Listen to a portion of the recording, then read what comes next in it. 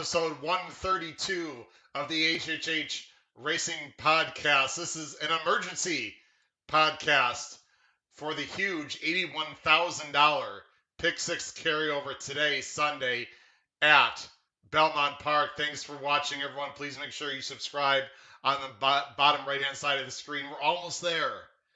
Almost there. 975 subscribers. I want to get to 1,000.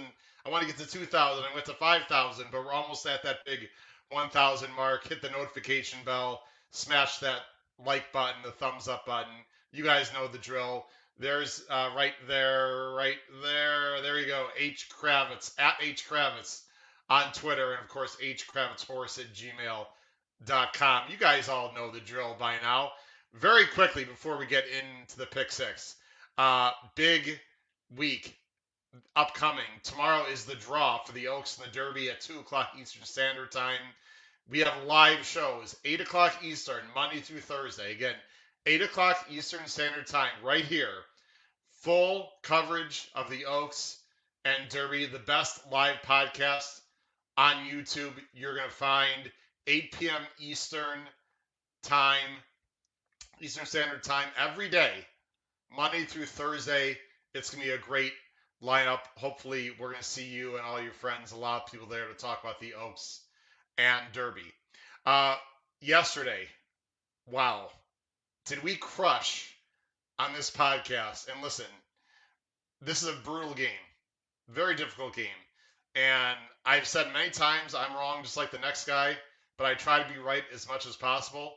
And if you follow this podcast or follow me on Twitter, you made a fortune yesterday, because this podcast crushed the late pick 5 in Santa Anita, paid $3,100. My co-host Pete Visco actually had it twice because of the scratch, so he crushed it yesterday. He had it for $6,200. The podcast pool hit for $3,100 and was alive to $15,000 with a bunch of horses. We had Blue Stripe at 6-1. We had Midnight Memories to open the pick 5, who is a fantastic first-time starter. We showed the works. Anyway, I hated some favorites. They didn't win. We were on fire yesterday. Hopefully, you did well yesterday. We see a lot of comments here. We got a lot of people watching. Let's check really quick. Let's see who's watching here. Ralph is here. Ralph, how you doing today? Horsey Dave, I'm glad you're feeling better. Let's crush it. Charles B is here. Charles, fantastic. Val Place, thanks for watching. Val Place, I want a full apology on Blue Stripe right now on the chat. Val Place sent me a message below the video player. Said he didn't like Blue Stripe. I understand it. Just kidding, Val. You don't have to apologize for anything. Just having some fun with you. But hopefully, maybe you changed your mind, put a little money on Blue Stripe. Jim Pillar's frequent guest on my show. Really appreciate, Jim, the plug there. Faya is here. He likes Noda. Let's see, who else here? We got Michael Bryan. All the big people are here. Raise the day. Raise. I don't think I've seen you, Raise. Thanks for joining the show. And yeah, Andy was fantastic, by the way. Andy Serling, who is not going to be on live today. It's his mother's birthday. Shout out to Andy Serling's mother on her. I think she's 89. I think Andy said on the show yesterday. Outstanding. Anyway, and we got David Lupo also here today. We got all the main players here. Please make sure you comment. I'm assuming a lot of you have already handicapped the pick 6, because it's going to be starting in about 2.5 hours. So anyway, let's jump right in. I don't want to take too much time. The last thing I do want to say, and I feel this is important. So let me please show everyone something here. I'm going to go full screen. Actually, I'll do that in a second. So I now let me put myself back on screen. I have 2 co-hosts. They're fantastic. Pete Visco, I already mentioned him. Paul Halloran. I need to pay these guys. They're doing a great job. I mean, Peter already crushed for 6,200 yesterday in the pick 5. I need your help. And I think they're worthy of it. I hope you believe that this podcast is worthy of it. Let me just get right to the point. I have 2 places where you can donate money. And a lot of people don't know this. On the top right-hand side of the screen, if you can see the cursor, it's actually the bottom right of the banner. You see the two horses here? There is a donate button. If you want to make any donation of any amount, it would be greatly appreciated to the channel. It does not go directly to me. It goes to paying the co-hosts. It goes to, I'd like to eventually get some big-time guests on and maybe pay them or at least donate to charity. Right there, this donate button, you can see it there. Please feel free to donate there. You can also donate somewhere else. I've now created a place on Apple Podcasts, Spotify, and Anchor where you can donate. All you have to do is go, if you want to listen to the shows, you just hit the support button right here in the middle of the screen, hit support, and you can become a supporter of making a monthly contribution. You can do it with a credit card, with Google Pay, whatever. Any donation, folks, any donation would be greatly appreciated from the viewers out there. Hopefully, you can make a small donation after you crushed yesterday's Pick 5 or many other great bets. Myself and my co-host would greatly appreciate it. All right, ladies and gentlemen, let's get into the Pick 6. We're going to go pretty darn quickly. There's Val. There you go. Hats off. All right, thanks, Val. Appreciate it. Hopefully, we can get some winners for everyone. So, let's get right to the Pick 6 here. Charles B. Charles, I said on the show, don't single Miss Bigley, Charles. I'm just kidding. She actually ran very well. By the way, Miss Bigley, the 9 in the Santa Maria, got a dream trip. Just want to say, got a perfect trip, and Blue Stripes still ran her down. She's a nice horse. Sorry, Charles, about that. But selfishly, I was happy that Blue Stripe won. All right, there you go, Val. All right. I really appreciate that, Val. Thank you. Our first official sponsor, Val Place. All right, let's get to the Pick 6, guys. Now, this Pick 6, there's an $81,000 carryover. Starts in race 4 at Belmont today. Interestingly enough, and I'm probably going to eat my words here, yesterday was very difficult at Belmont. There are some pretty low-priced horses that I think are going to be tough to beat. I think it is a chance, this Pick 6 can be chalky. Now, every time I say that, it's going to pay $300,000. But there are some horses that I'm singling as A's that I think are going to be tough. So let's go ahead and talk about that right now. So I'm going to go ahead and bring up the entries. Let's do that. And here we go. All right, ladies and gentlemen, here we go. It starts in race 4. It starts at 1:41 p.m. It's going to start with maiden special weight. Fillies and mares, 3 years and up on the turf, mile and a 16th. You can see the field here. There is a scratch. It's a field of 10. Mornline favorite is the number 8. I believe it's pronounced Salabia or Salabia for Flavian and Chad. Chad actually has 2 in this race. He's also got the 2 contemporary art.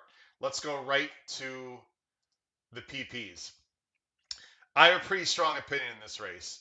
The 8, Salabia or Salabia, I'm pretty sure it's pronounced Salabia, is my lone A in this race. This is a 1.6. That's not a typo. Let me zoom in here. $1.6 million buy. This is a 3-year-old filly by Medalliadora out of a Tappet mare, Orchard Beach. Orchard Beach only ran twice, showed some speed up at Woodbine. She's been working very well. I just want to mention a few things here. She's a 3-year-old filly. You see there's not a lot of works here, which may give you a little bit of concern, right? The last work, by the way, was absolutely outstanding. And you can see it on the screen there. She worked with a horse called Lay the Groundwork. Lay the Groundwork is already a winner, broke her maiden with a 71 buyer. So she outworked a horse that's already won. And here's another thing I sort of like. If you go to Show All Works, she's been working back since last year. She was supposed to start as a 2-year-old. You see all these works at Saratoga, including some very nice works. I do not know what happened. I don't know the story. Maybe she just wasn't ready to run, needed to fill out. Maybe she had a minor injury. I'm not really sure. But she was meant to run last year at Saratoga. I think that's important to note. Flavian Pratt is on. Now, This is going to be fascinating because Chad Brown also has the 2 in this race, Contemporary Art, who has IRAD. And what we're going to see a lot now, starting in New York, is Chad putting IRAD and Flavian Pratt on his best. And the question is, who is on the more well-meant horse? I'm going to guess it's Flavian.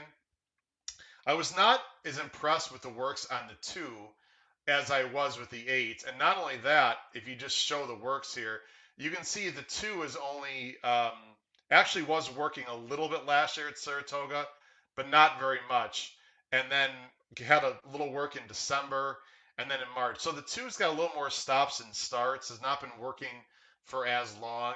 Listen, the 2 can win, obviously, but I think my feeling here is the 8 is going to be the more ready horse and the horse that's more well meant. The 5, who's going to take some money, I'm using, but I have some things I don't like. She's already a 4-year-old. She's ran perfectly fine, and she can win. I'm not going to go through the fields, but she has not faced great fields, in my opinion. To me, I prefer the 2 Chads in this race over the 5. If anyone else wins this race, I'll be frankly very surprised. Let me go ahead. Sorry, 1 second. I got to switch something here real quick. All right, we're ready to go. I am going, and I don't have banners today, but I'm just going to say it verbally. I'm going 8-5. Again, 8-5 are my choices here in the first leg of the pick 6 at Belmont. Let's go on to the second leg, race 5, as I switch my screen over here. Race 5 is an allowance optional claiming 62.5. They're going a mile and a quarter on the turf here, and I believe this is on the inner turf. I'll double check that. Actually, no, it is on the outer turf. You see the field right there. We got a big morning line favorite is the number 2 Soldier Rising for Clement and Ortiz. 7-5 morning line. Had a real nice year last year. Let's just go to it right now. I think Soldier Rising it is on the inner turf, by the way. Soldier Rising is my lone A. If he's ready off this layoff, which I see no reason to believe that he won't be ready, he's going to be very tough. You see, he raced against Yabir last year in the Jockey Club Derby, was way too far back in the Hill Prince to a slow pace, and then ran well with a 98 buyer in the Red Smith, losing to Serve the King. The horse has been working well. He is a dead closer. That's a small concern, but it's a mile and a quarter. I see no reason why IRAD won't time it correctly. I think he's going to be tough if he's ready. He is my lone A, Soldier Rising, the number 2. My other main play would be the number 3, Sanctuary City. I am not a big fan of the jockey Ruben Silvera, but this horse is very good. I mean, he's got buyers consistently in the 90s. Just ran second to City Man in the Dangers Hour. A horse I liked yesterday came back and ran a close second out of this race. So I think Sanctuary City was by far the most likely other horse in here. If he had a better jockey, I'd probably consider him as an A here, but I just think he's not quite as talented as Soldier Rising. But if Sanctuary City wins, wouldn't shock me. He's got recency. A few others I'm just going to mention. The 4 Mega Yacht is getting better and better. This is the other Clement and Rosario. I'm going to put him in there defensively. I'm also going to use 2 others, Box and Score for Jonathan Thomas and Jose off the layoff. I'll use him defensively in case he runs a big race off the layoff, and then Slicked Back for Franco and Cox. I'm also going to use off the layoff as a newly turned 4-year-old. But and by the way, Slickback on September 18th was right there with Soldiers Rising. So perhaps I'm underestimating Slickback, but other than that race, he really hasn't progressed. So I'm mainly just going 2-3 here. It's if it's someone other than 2 and 3, that's going to hurt my chances of hitting the pick 6. Let's see. We got a few comments here. Let's see. Horsey Dave is asking about the 5 horse. I'm not sure if that's in this race or the previous one. I'm assuming you're talking about this race, Horsey Dave. The 5 Ombre. He's just slow. I mean, he's consistent, but he's slow. He's running in the high 80s. He's got to improve 10 points 8-10 points to win this race. I suppose he can do it. I'm betting that he's not. Again, you can throw as many horses in here if you want, but I'm not using Ombre. Richard Hens. Richard, I don't believe I've seen you on the show. Welcome. Please make sure you subscribe, everyone.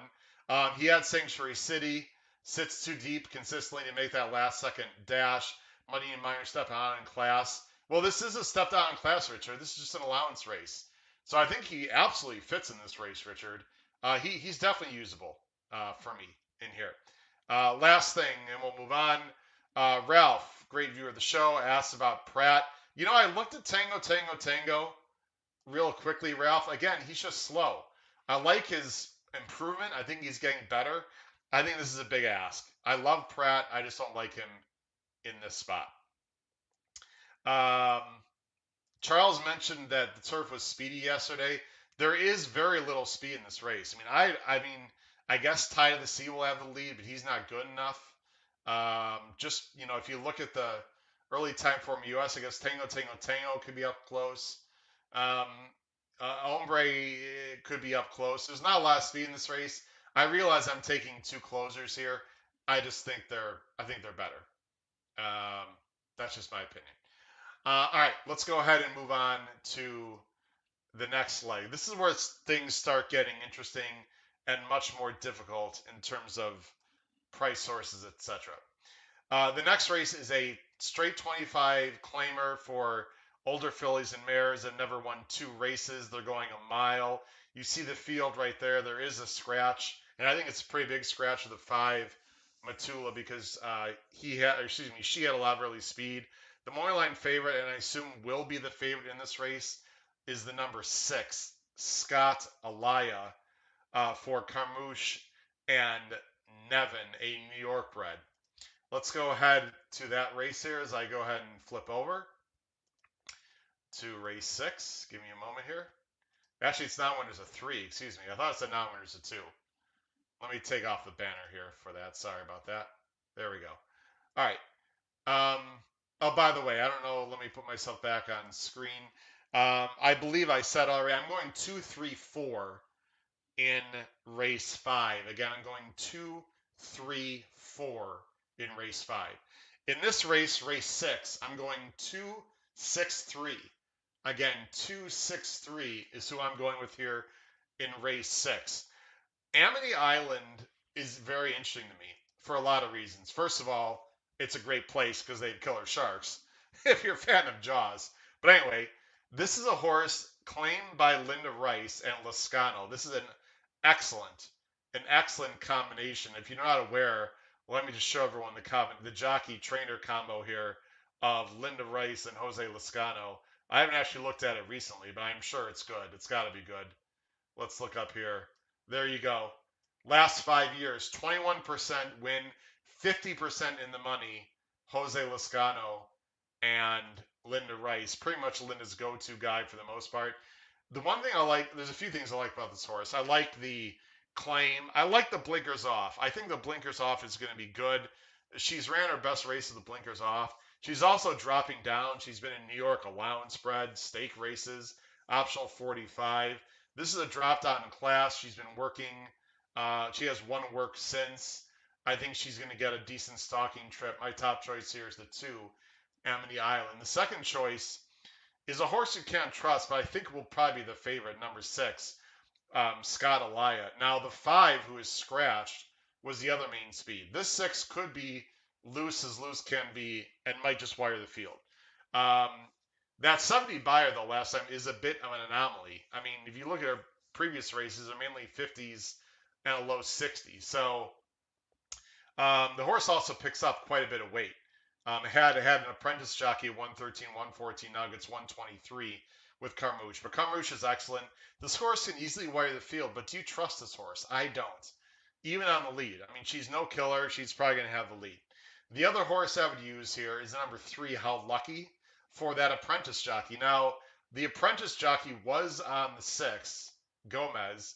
Now he goes to the 3. Now, I don't know if that was, the jockey agent's decision, if the connections of the 6 wanted a more experienced jockey. It could be a lot of things.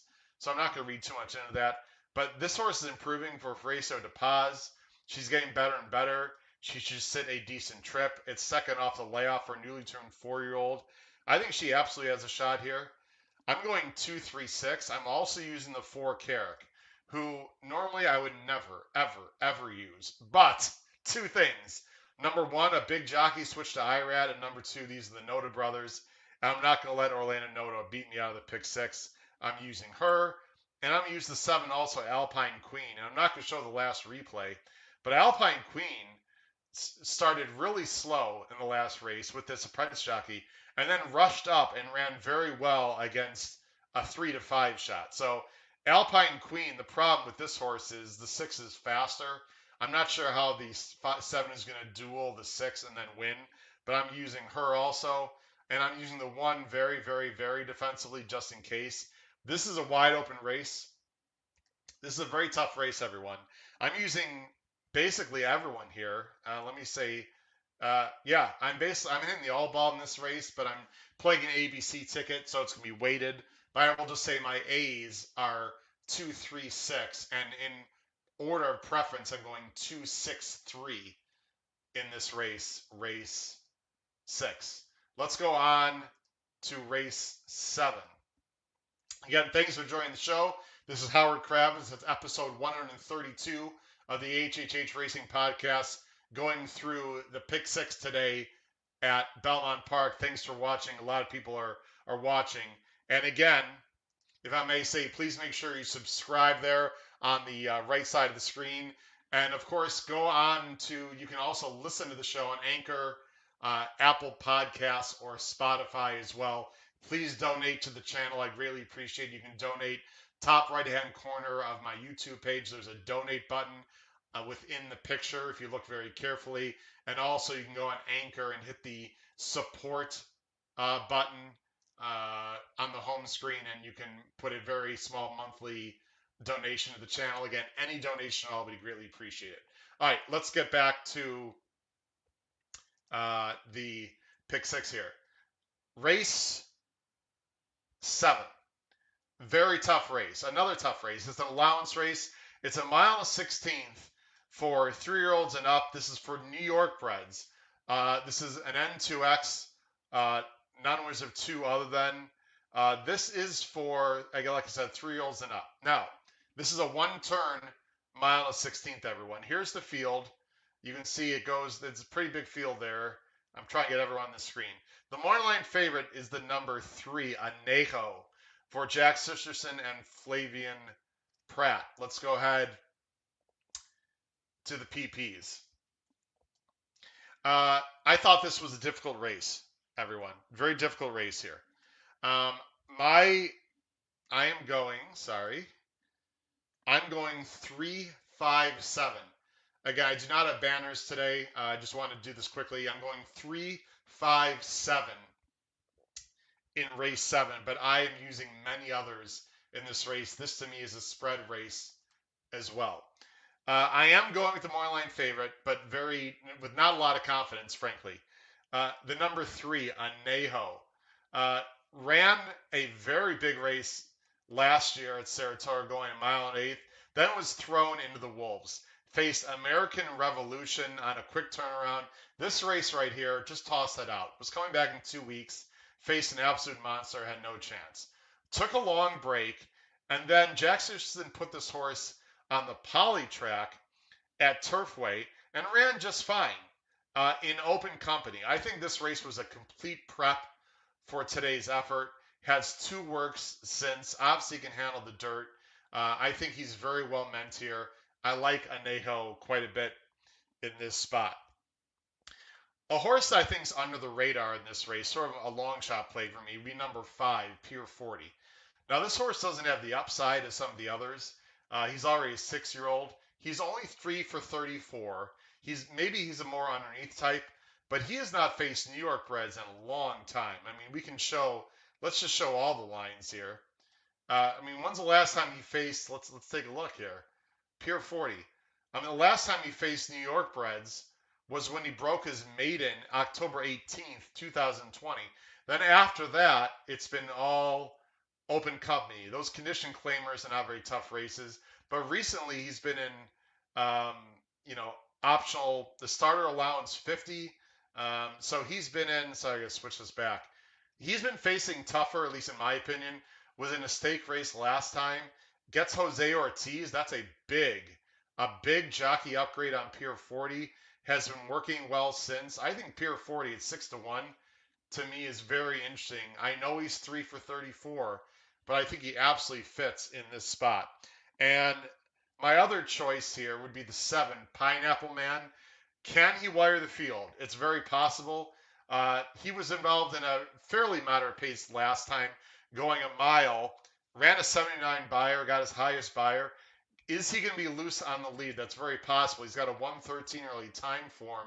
And really, if you take a look at it, I guess best idea from the rail with with Irad Ortiz is probably going to go. I don't think Anejo is going to be too far off, but when you really look down this field, it sure looks like Pineapple Man is going to have the lead. I have two concerns though. One, I'm not sure he's good enough, and number two, the extra 16th of a mile. But Pineapple Man is not impossible. And then my fourth choice, just very quickly, would be the 4, Emperor's Cause. There's two things I like about this horse. He fits by the numbers, maybe a little slower, but Trevor McCarthy is very underrated jockey, and I like Chris Englehart, and it's a new claim. So again, and by the way, I think this horse is better on fast dirt, and it's going to be fast today. I've got 3, 4, 5, 7. I have 3, 4, 5, 7. I'll go. Let's go like this. There we go. I got 3, 4, 5, 7 all is A's. I've got 1, 2 as B's. I think this is a wide open race. Again, in order of preference, I have 3, 5, 7 here in race 7. Let's get to some comments because I've been ignoring those a little bit here. Go ahead and look. Let's see here. Let's see. Charles B has a nice comment. What do you need to consider in the claiming races? Everyone that's good gets claimed, and really do the horse win when the claim's in for the horse? Okay, I don't disagree completely, Charles. I think there's a lot of reasons why. I don't know about that. Everyone's good gets claimed. I mean, people take shots all the time, Charles. So I'm not sure about that, but I absolutely hear what you're saying. Um, Horsey Dave was talking about the 7. What's the ceiling? I'm assuming you're talking about the 7 in this race. Um, Val Place thinks he'll quit. That's very possible, Val, but if it's speed favoring and he gets an early lead, I don't think it's impossible for sure. Daryl thanks for joining. Daryl wants to throw in the 2. I'm throwing in the 2. Oh, I'm absolutely using the 2. I don't know if he's going to be good enough. It's Rapoli. This horse is capable of bouncing back. It's not an easy spot from the rail in a pretty decent field. I'm using best idea. I'm a little negative to best idea. Ran real well first time, um, and I'm sure he's going to be bet again. I don't know. I think the rail is a tough spot. I'm slightly negative to the 2, especially because he's going to take a lot of money. That's just how I feel. Horsey Dave is talking about the 7 in this race. So he was talking about the um, upward progression of the 7. So I'm guessing Horsey Dave likes the 7. Yeah, he's getting better and better. I mean, listen, I can't argue that. I mean, he's getting better and better for sure. I just think this is the toughest field that he's probably faced, and I think there's other speed that's going to give him a hard time. So we'll see. I'm using the 7. The 7 is an A, Horsey Dave. All right, let's go on to race 8. Race 8, this is the penultimate leg of the pick 6. And I have a pretty strong opinion here. This is the license fee. This is a stake race, 6 furlongs on the turf for older fillies and mares, $100,000. It's a pretty small field. You can see it's a field of 6 in this race with a scratch. The morning line favorite, Too Sexy, even money. Morning line for Clement, who's got 2. Too Sexy is going to be ridden by Joel Rosario, who's fantastic. Here's my opinion in this race. I don't like turf sprints. I've said it many times on the show. It's not my favorite race. If Too Sexy is ready, she's going to be too sexy for this field. I'm too sexy for this field. Too sexy. Okay, don't turn off, everyone. I love that show. I love that. I love that song. Anyway, Too Sexy is really good. She was peaking last year. She loves Belmont. You can see at the top there, 4 out of 5 in the money. Um, she has the best buyers. She is a closer, which I don't love that, but if she's ready, she's going to win. She's my lone A. I've got 3 others I'm using as Bs. The other Clement, Miss J. McKay, has been running recently. It's really hard to close at Gulfstream going 5 furlongs.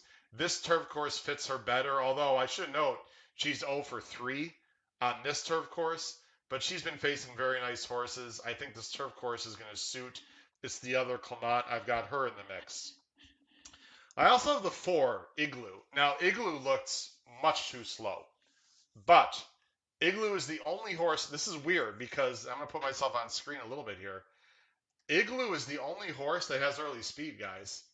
So if you want to toss out Igloo because you don't think she's good enough or fast enough, okay, I get it.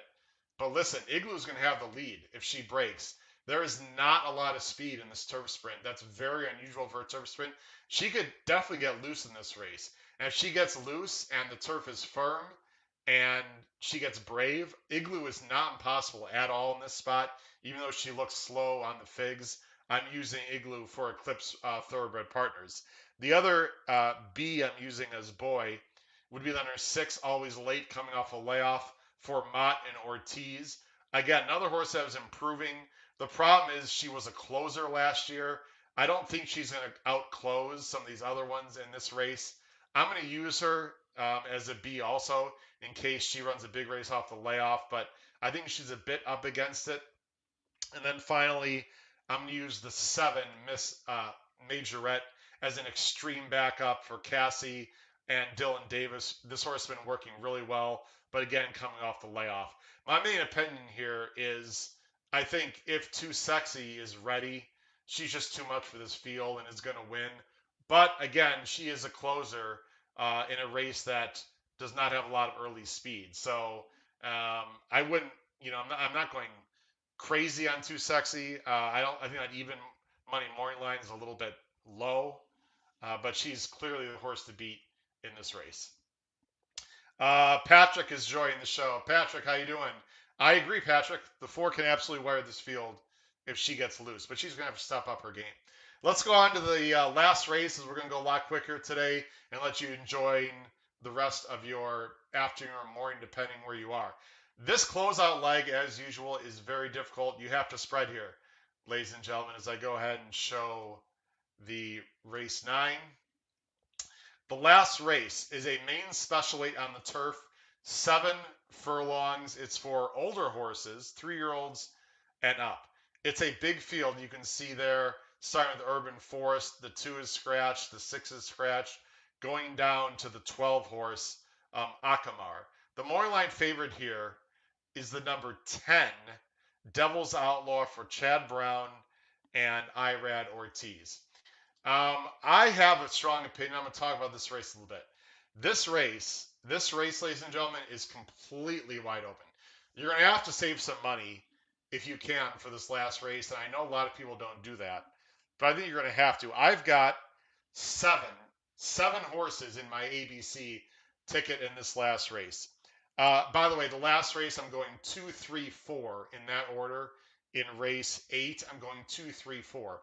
In race 9, the final race here of the pick 6, I'm going in order of preference 3, 9, 4. Let me repeat that again. 3, 9, 4. My top choices in the last race of the pick 6. The number 3, Rugged Union, is fascinating for me for Danny Gargan. Now, a few things I want to mention. First of all, Danny Gargan, you can see, is fantastic. He's a new trainer. I mean, this horse is trained by Pletcher, so obviously Pletcher is awesome. I like Danny Gargan. He's very good with new acquisitions. He's excellent off the layoff. You see these stats there at the bottom are fantastic. I watched these horses. I watched this horse work not in person, but on tape. Rugged Union, the 3, has been outworking some very nice horses that have actually won. not stake horses, but like allowance types. Danny Gargan has paired Rugged Union, the three, with some very nice horses. And if you don't think works matter, watch my show yesterday. Uh, he's been working consistently. He's bred okay for the turf. Broken Vow. The Dam, it was nothing special, but the Dam did race on turf a little bit. The breeding is not convincing me of why I like the three. Why I like the three is strictly by the workouts, and I trust Danny Gargan. If I didn't watch these workouts, I would have tossed this three immediately. I'm fascinated with this three. Maybe the three can't run, I don't know. But based on the workouts, based on stats, this is a wide open field. I'm throwing the three in there. I'm not going to show the works. I don't have time for that. But you can just trust me that the works down at Palm Meadows were good. You can see for yourself really on the screen. This horse is a gelding, a new gelding, is new Lasix. It's a complete makeover. He cost $200,000. I mean, he was meant to be good. I think the three is interesting in this race. Another horse I'm using is the four, Torpedo Run, who was 62.5 to 1 last time. This is a gun runner by a Stormy Atlantic mare. I don't know where that effort came from, but he ran very well. Obviously, this horse has taken to the turf. This is his second time on turf. Why can't he win? I see no reason why not. I'm usually completely against horses that were 62 to 1 the last time, but this horse cost 450,000, and I think he's live. The other horse, and this horse is fascinating to me. Number 9, Smokin' Heat, who finished second last time. Uh, the horse looks like he could be a turf runner. You look at the breeding, you can see the Dam was a nice turf horse here. I want to show a little bit of the last replay of Smokin' Heat, who was in a very small field. Smokin' Heat is the 4 in this race. I'm just going to show this very briefly as it comes on screen, and then we'll end the show here. Um, unless it's not popping up for us. There we go. So the 4 here is in green. Now watch what happens to the 4 in the dark green. You see right there, he takes back. He didn't really have any trouble, but he takes back. What I like, it's a little bit hard to tell here, but he's got like a high knee action. You see this action here to me is a high. You see how he's climbing? He's bearing out. He's climbing. He's got a long stride. You can see if you look really carefully, he's got a high knee action. That usually means the horse is better for turf. And you can see a little better now how high his knee action is, the way he's running. I'm going to go ahead and fast forward. He's way back here. He's on the outside. He's very wide.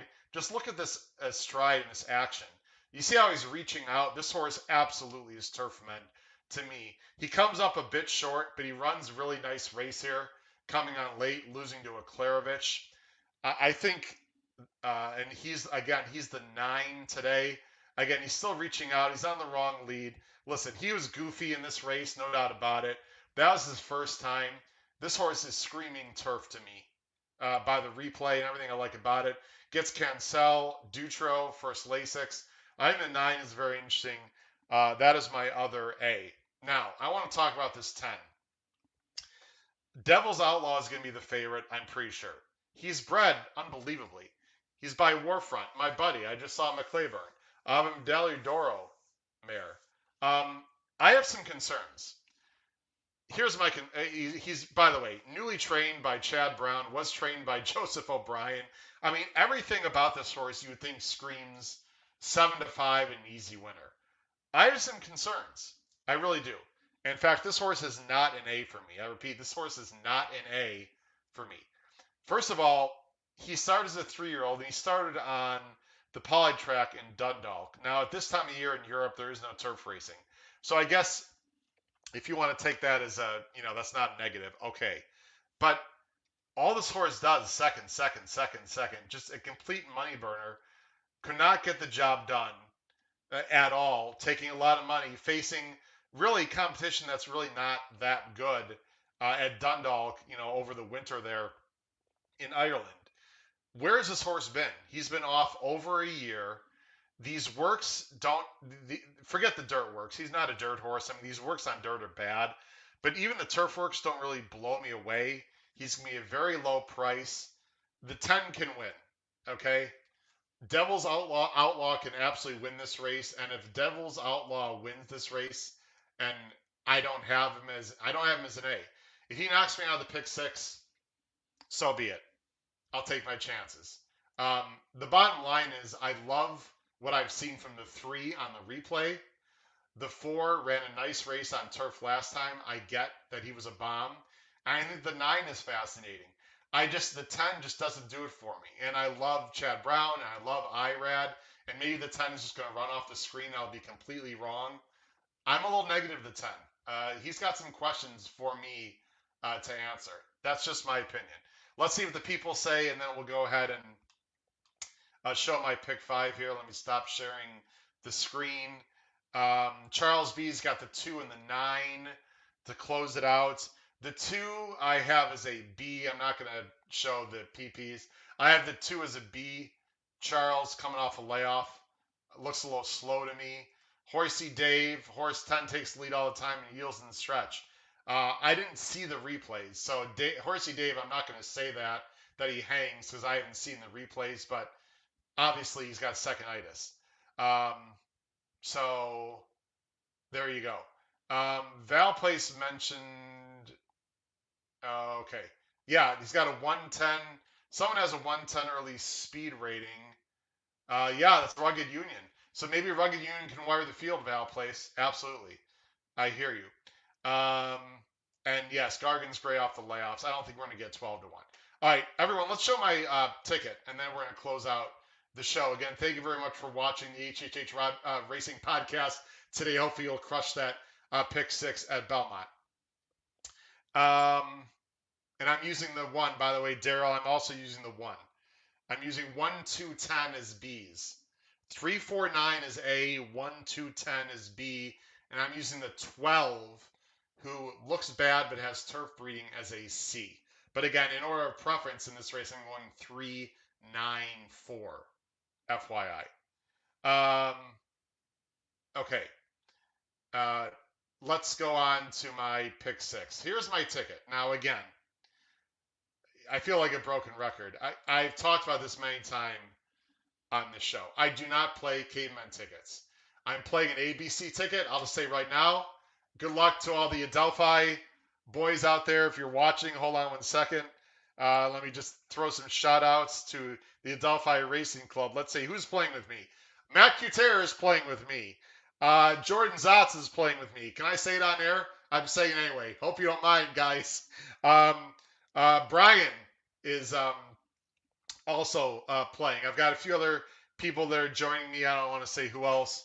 But anyway, I've got a few partners here. I'm diving into this pick 6 as well. Good luck if you're playing the pick 6.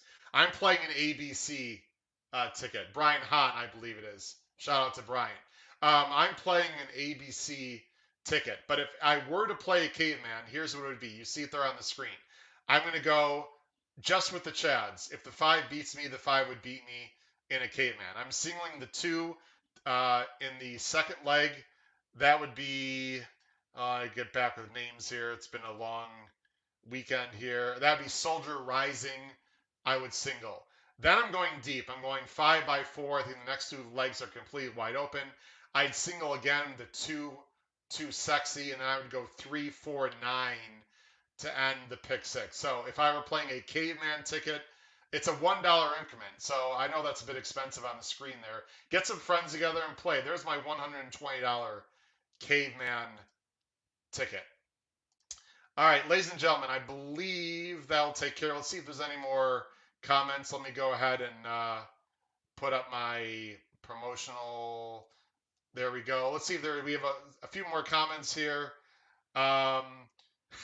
William, you want to invest? Sorry, the bet's already made. I'm not taking any more investors for this pick 6. Sorry, William, but I'll tell you how you can invest. You can invest in the podcast pool and the superfecta. I don't want to go through all the details.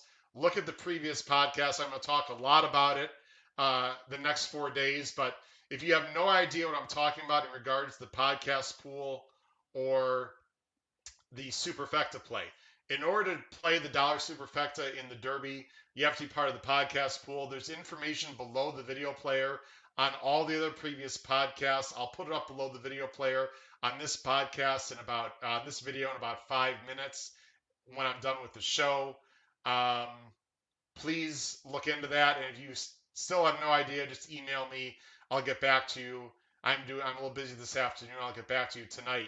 But if you are again want to invest in the podcast pool / super effective for the Derby, you can start sending me money tomorrow, Monday, is when you can start sending me money to PayPal. Real quick, Horsey Dave, I will be at Saratoga. I'll be at Saratoga week 2 of Saratoga. I will be there from July 20th, which is a Wednesday, until July 24th, which is a Sunday. I'll be Wednesday to Sunday at Saratoga, week 2. It's my first ever time to Saratoga. I'm excited. July 20th to the 24th. Get in touch with me. I'd love to hook up with all you guys, have a beverage, whatever. I'm also going to be at the Belmont. So if any of you are traveling to the Belmont, or any of you live on the East Coast and you're going to be at the Belmont, I will be at the Belmont. I'm actually going to be the day before also. I'll be in New York Thursday through Sunday for the Belmont Stakes. My first Triple Crown that I've ever been to. I will be with the Adelphi Racing Club. Shout out to Matt Cuter, who, by the way, put in a, where is he? Yeah, let's get lucky today, Matt. I agree with you. By the way, Adelphi Racing Club, check them out too. All right, ladies and gentlemen, I got to go. I got a lot of things to do this afternoon, including hopefully hit this pick 6. I want to thank everyone for joining me today on this emergency pod. I wish everyone fantastic luck if you're playing the pick 6. And then, of course, join me this upcoming week, Monday, Tuesday, Wednesday, Thursday, 8 p.m. Eastern. Fantastic guest handicappers to talk exclusively about the Oaks and the Derby. It's Derby week. It's coming up. Here we go, ladies and gentlemen. Thanks for joining me. Good luck. We'll see you tomorrow night, 8 p.m. Eastern. Take care. Have a great day.